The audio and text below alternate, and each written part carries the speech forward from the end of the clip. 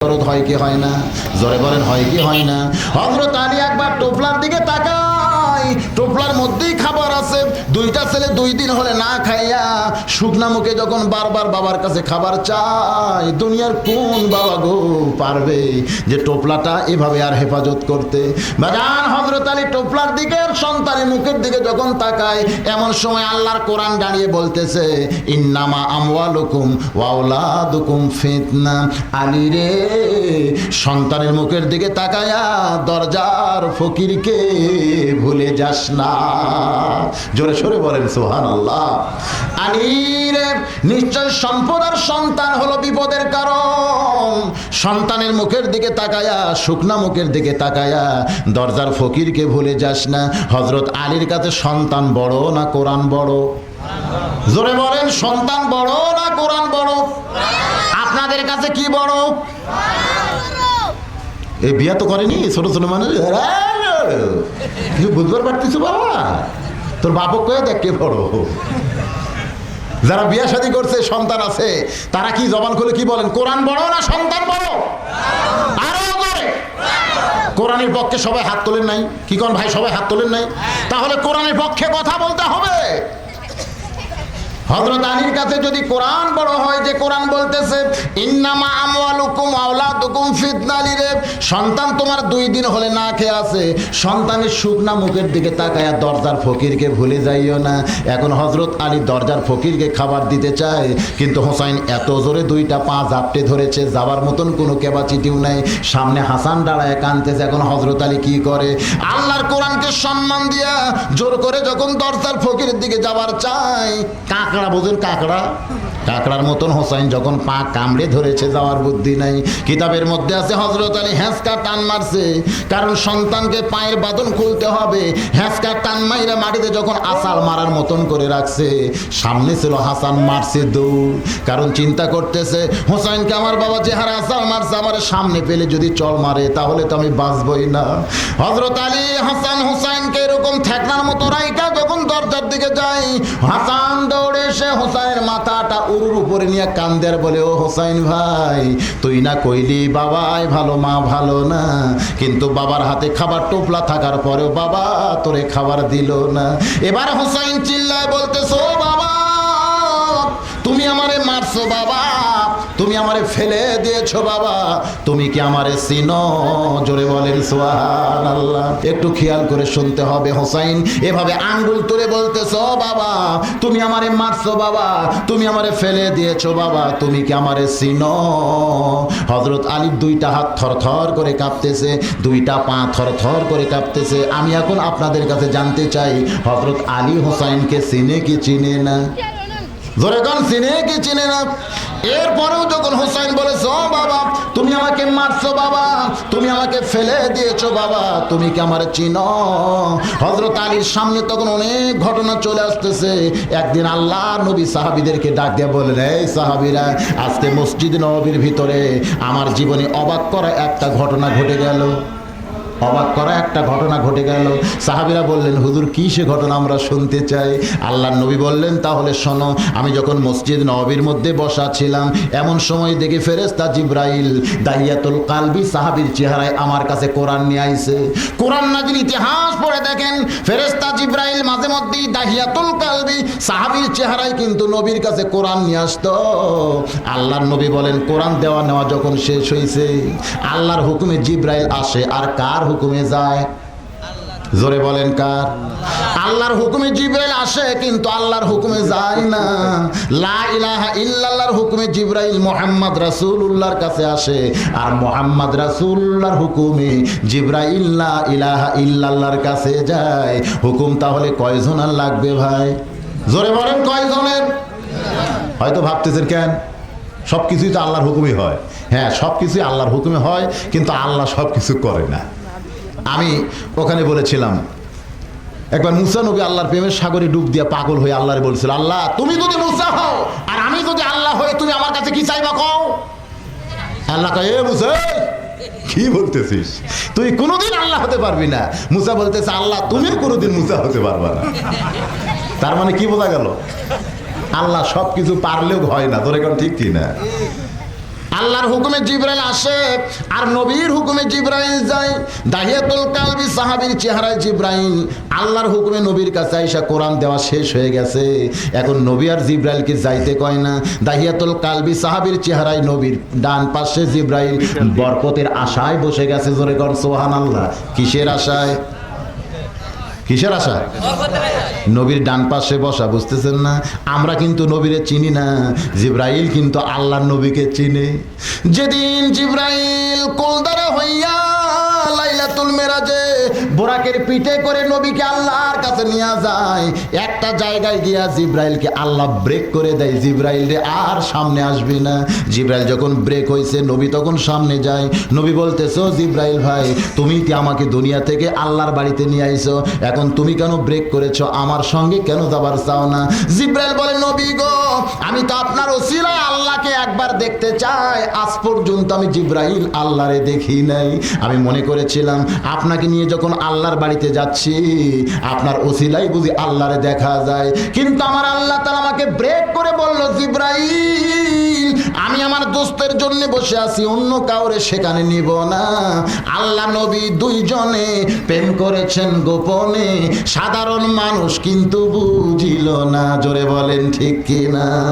সে নামে সুর ধরিয়া পাখি যায় গান করিয়া, সে নামে মজনু হলো, সে নামে মজনু হলো, মাওলায় আমার কাদের গনি, নবী মোর পরশমণি। জোরে কর, নবী মোর পরশমণি, নবী মোর সোনার খনি, নবী নাম ভাবে যেজন সেই তো দোজাহানের ধনী। জিবরাইল বলতেছে, ইয়া রাসূলুল্লাহ এখান থেকে আপনাকে একলাই যাওয়া লাগবে, যাওয়ার সময় আল্লাহর বাড়িতে যখন ঢুকবেন তখন ওই জমজমের কূপের পানি দিয়ে উযু করার সময় যে জুতা পাও দিয়েছেন ওই জুতা পায়ে যেন ঢোকেন না। আল্লাহ নবী বলতেছে, জিবরাইল ভাই অত কিছু বলা লাগবে না, আমিও বুঝি। সুবহানাল্লাহ বলেন। আল্লাহর নবী কি বোঝে না, কিন্তু জিবরাইল মনে করতেছে আমি নবীরে বুঝাই। আল্লাহর নবী নিজেই বলেছেন, ইন্নী বুইসতু মুআল্লিমান লিউতাম্মিমা মাকারিমাল আখলাক। আল্লাহ আমাকে শিক্ষক করে দুনিয়াতে পাঠাইছেন, দুনিয়ার কারো কাছ থেকে আমার শিক্ষা নেওয়ার দরকার নাই, বরং আমার শিক্ষালয়ে যারা ভর্তি হয়েছিল তারা সবাই গোল্ডেন A+ পাইছে। জোরে কোন সুবহানাল্লাহ। নবী আমার পায়ের জুতা যখন খুলতে চায় আল্লাহ ডাক দেয় বলে, হাবিবুল্লাহ পায়ের জুতা খুলবেন না, আমার আরশে আজিম দামি হতে পারে তবে আপনার জুতার চাইতে দামি না। জোরে সরে বলেন না সুবহানাল্লাহ। জিবরাইল সেই দিন আমার নবীকে চিনেছে। আরে নবীর কত দাম, যেখানে আমি জিবরাইল যাবার পারি না সেখানে নবী আমার কি পাও দেওয়া যায়, জুতা পায়ে যায়। এই জন্য দাহিয়াতুল কালবি সাহাবীর চেহারায় নবীর ডান পাশে যখন জিবরাইল বসে যায়, এমন সময় ছোট্ট হোসাইন মসজিদ নববীর মধ্যে ঢুকেই বলতেছে, ও নানু ভাই আমি কিন্তু আজকে তোমার কাছে যাব না। নবী আমার চমকে উঠে বলতেছে, কেন ভাই? বলে মার কাছে খাবার চাইছিলাম, মা বলে খাওয়া নাই। আমি বললাম তাহলে নানার কাছে যাই। আমার মা কেঁদে কেঁদে বলেছে, বাবা তোমার নানার কাছে যাইও না, তোমার নানা ক্ষুধার জ্বালায় পেটে পাথর বেঁধে বসে আছে, এখন খাবার চাইলে তোমার নানা বড় কষ্ট পায়। ও নানু ভাই তোমার কাছে যাব না, কিন্তু তোমার পাশে তোমার যে সাহাবী বসে আছে এই বেটারে আমি ছাড়বো না। ওইটা সাহাবী না জিবরাইল?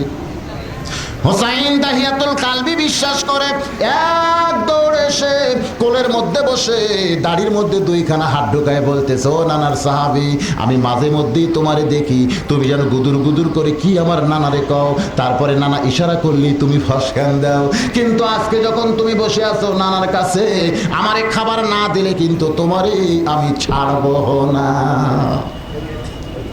নবী আমার চমকে উঠছে, কারণ হোসাইন যার কাছে খাবার চায় সে কেডা? জোরে বলেন কে?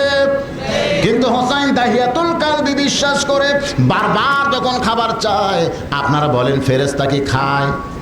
কোনো খাওয়ার কিছু কি ফেরেশতাদের কাছে আছে? কিন্তু হোসাইন যখন বারবার খাবার চায়, এবার জিবরাইল খালি ওসমস করতে যে কি বিপদে পড়লাম, ফজিলতের আশায় বসেছি কিন্তু কি বিপদে পড়লাম। আল মাসিবাতু মির রাহমাতিল্লাহ। আল্লাহর নবী বলেন বিপদ আপদ মুসিবত সবই কিন্তু আল্লাহর রহমত। জোরে বলেন সবই কি? জিবরাইল খানে ওসমস করতে যে কি বিপদে পড়লাম রে। আল্লাহ নবী এলকা করলেন, আমার দিকে খেয়াল করেন, এলকা মানে ইশারা। জোরে কোন এলকা মানে কি? নবী ইশারা করে বললেন, জিবরাইল যে তোমার কোলের মধ্যে বসেছে তারে তুমি চিনো? জিবরাইল বলতেছে, ইয়া রাসূলুল্লাহ তা আপনার এটা মানে কি পুচকাটা, এ ছোট হোসাইন না? খালি হোসাইন চিনলে হবে না, এর যে কত দাম তা কি তুমি জানো?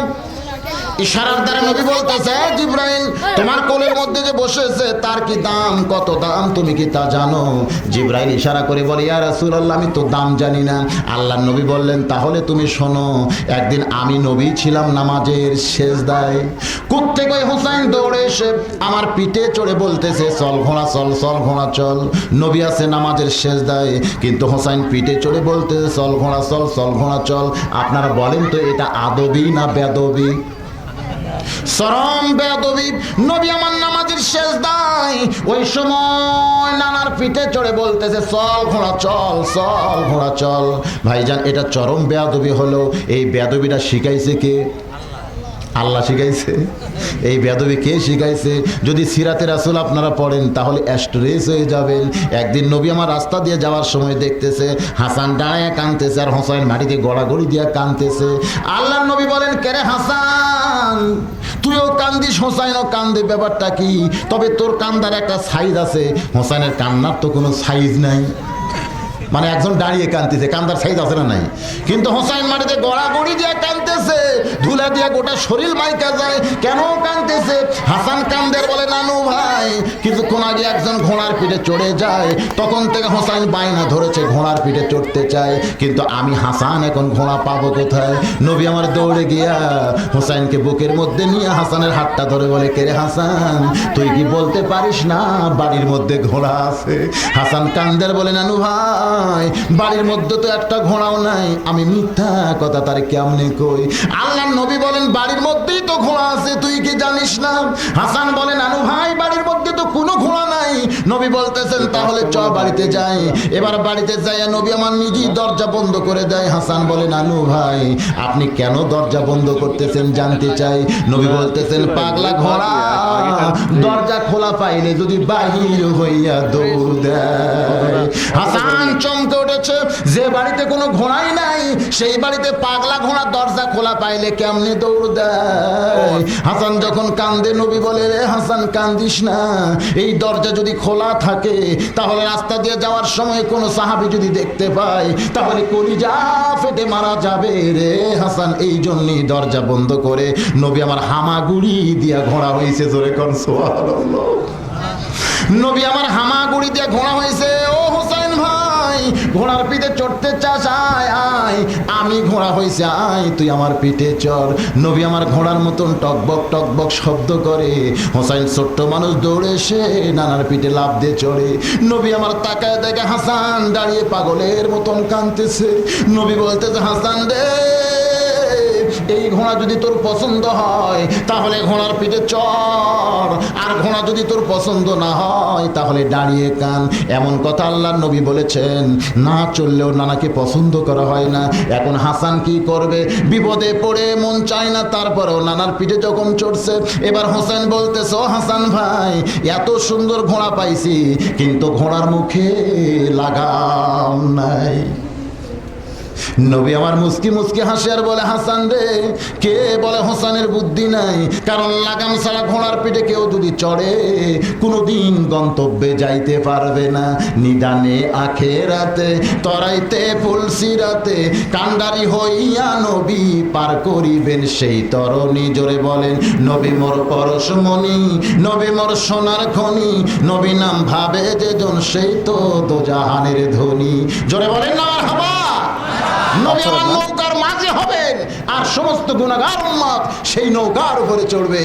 নবী আমার মাঝি হইয়া বৈঠা মারতে মারতে আমাদেরকে জান্নাতের দরজায় পৌঁছায় দিবে। জোরে করে সুবহানাল্লাহ। এমন একটা নবী আমরা পাইছি ভাই, সুবহানাল্লাহ। মাথার চিকন পাগড়ি খুলে নবী আমার মুখের মধ্যে ঢুকায়া দেয়। হোসাইন হাসকা টান মারলে ওই পাগড়িটা নবীর গালসির মধ্যে ঢুকে যায়। একটু দূরে ছিল মা ফাতেমা, যারে সৃষ্টি না করলে আল্লাহ কুল কায়নাত সৃষ্টি করত না। সেই মহামানবের পিঠে চড়ে তার দুইটা সন্তান বেয়াদবি করতেছে। মা ফাতেমার কলিজা সহ্য পায় না, এক দৌড়ে আইসা এত জোরে হাসানকে ধাক্কা মারছে, এত জোরে হোসাইনের গালে চড় মারছে। দুইটা ছেলে কানতে কানতে যখন দুই দিকে যায়, নবী আমার এতিমের মতন দাঁড়ায় বলতেছে, এই দুনিয়াতে আমার কেউ নাই রে, এই দুনিয়া দুনিয়াতে আমার কেউ নাই, আমি একটু আনন্দ করি, এটা কারো কলিজা সহ্য পায় না। জন্মের আগে আমার বাবা মরছে রে, 6 বছর বয়স আমার মা মারা গেছে, এই দুনিয়াতে আমার আনন্দ কেউ চায় না রে। এমন করে নবী যখন কান্দে, ফাতেমা বলে, বাবা আপনি বহুদিন বলেছেন আমার মা আমিনা মরলে কি হবে, আমার মা ফাতেমা যখন জীবিত আছে আমার আর কোনো চিন্তা নাই, আমি সেই ফাতেমা আপনার সামনে এমন করে কেন